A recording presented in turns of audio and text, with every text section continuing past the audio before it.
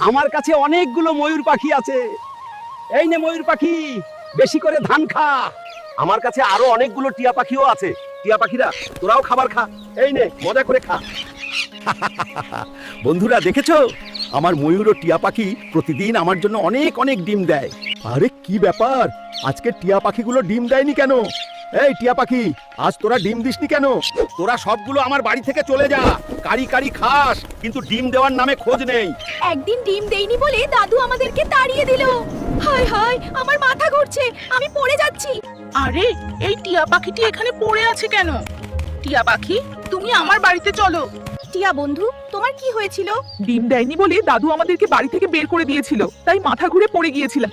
এই নাও টিয়া পাখি, এই কেমিক্যালটা খাও, তাহলে তুমি আগের থেকেও বেশি বেশি ডিম দিতে পারবে। আরে টিয়া পাখি, তুমি তো অনেক অনেক ডিম দিচ্ছ। আমি মুরগির জন্য